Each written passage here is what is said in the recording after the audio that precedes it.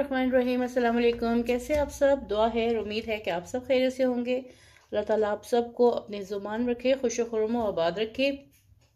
जैसे कि आप देख रहे हैं कि मेरे पास बंस पड़े हुए हैं, तो आज मैं इससे बनाने लगी हूँ बहुत ही मशहूर किस्म के अंडा शामी बर्गर। तो इनको मैं कटिंग कर लूँ और फिर साथ में शामी कबाब बना लूँ अपनी ज़रूरत के हिसाब से। जितनी आपको ज़रूरत है उतने बनाइए। तो चलिए स्टार्ट करते हैं। यहाँ पे मैंने रख लिया तवा। शामी कबाब दूसरे चूल्हे पे फ्राई हो रहे हैं और इनको मैं इनकी कटिंग करके तो इनको दोनों तरफ ऑयल लगा के तो इसको मैं सेकने लगी हूँ। बंस को मैं सेकने लगी हूँ। तवे पे थोड़ा सा ऑयल डाल लिया और साथ में ये बंस रख दिए और इनको सेक लेते हैं।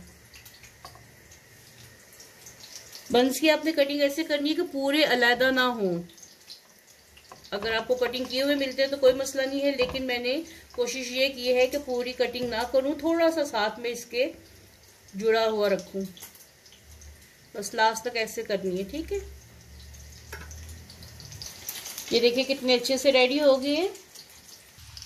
शामी कबाब भी मेरे रेडी हो चुके हैं, पक चुके हैं।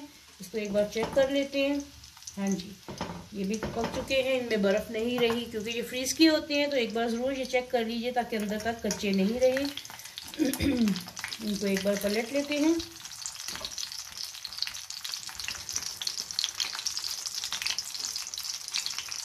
मैंने कबाब फ्राई करने के लिए थोड़ा सा ऑयल डाला था।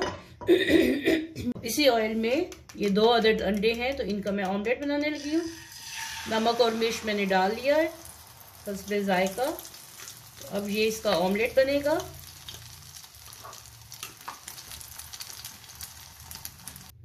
तो ये देखिए बर्गर्स रेडी हो गए हैं, ऑमलेट रेडी हो गया है, शामी कबाब भी रेडी हो गए हैं और साथ में ये सैलेड भी रेडी हो गया। अब इसकी असेंबलिंग करते हैं।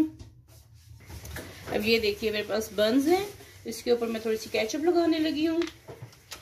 इसके ऊपर थोड़ी सी केचप लगा दी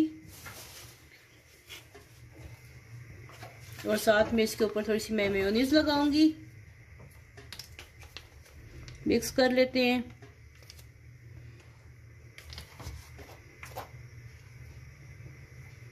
साथ में इसके ऊपर रखा एक शामी कबाब।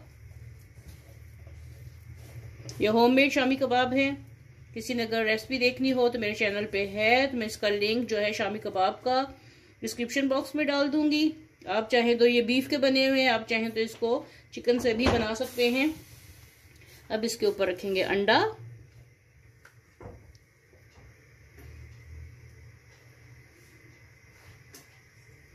अब इसके ऊपर रखेंगे, आपकी मर्जी है, सैलेड जैसे भी बनाना चाहे, जो भी आप सैलेड लगाना चाहें वो लगाएं। ये प्याज रख दिया इसके ऊपर और इसके ऊपर थोड़ा सा रख दिया टमाटर।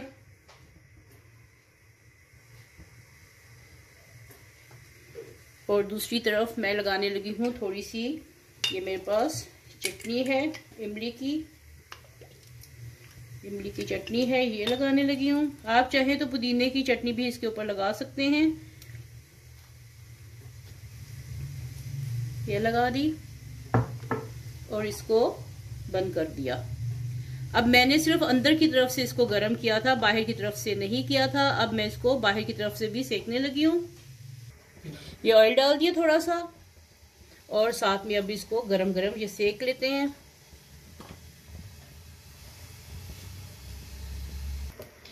अच्छा, इसको सेकना लाजिम है वरना इसका वो टेस्ट नहीं आएगा जो बाजार से मिलता है। ये देखिए ये मजेदार सा हमारा बर्गर रेडी हो गया है। ऐसे मैं सारे तैयार करके फिर आपको दिखाती हूँ। तो ये देखिए मेरे बर्गर सारे रेडी हो गए हैं। ये मैंने इसको उतार लिया। इसको सेकना ज़रूर है आपने, मैं बार बार आपको ये कह रही हूँ कि इसको सेकना लाजिम है। अब इसकी कटिंग कर लें। ये बच्चों के लंच बॉक्स के लिए या किसी भी मौके के लिए ये आप बना सकते हैं, बहुत इजी हैं। शामी कबाब नहीं है तो आलू टिक्की के साथ भी ये बन सकते हैं, उससे भी बहुत मज़े के लगते हैं। तो इसको थोड़ा सा तिरछा काटिएगा, डायगोनल काटिएगा और ये देखिए आपके मज़ेदार से अंडा शामी बर्गर रेडी हो गए हैं। कितने मज़े के लग रहे हैं और ये होते भी बहुत टेस्टी हैं। ज़रूर बनाइएगा, ट्राई कीजिएगा और फीडबैक दीजिएगा कि आपको आज की मेरी ये रेसिपी कैसी लगी है। पसंद आए तो लाइक करें, शेयर करें, कमेंट करिए और मेरे चैनल को सब्सक्राइब करना बिल्कुल मत भूलिएगा। और बेल आइकन के बटन को भी क्लिक कीजिए ताकि हर नए आने वाली रेसिपी का नोटिफिकेशन मिलते हैं ऐसी ही एक मज़ेदार सी रेसिपी के साथ। तब तक के लिए अल्लाह हाफिज़।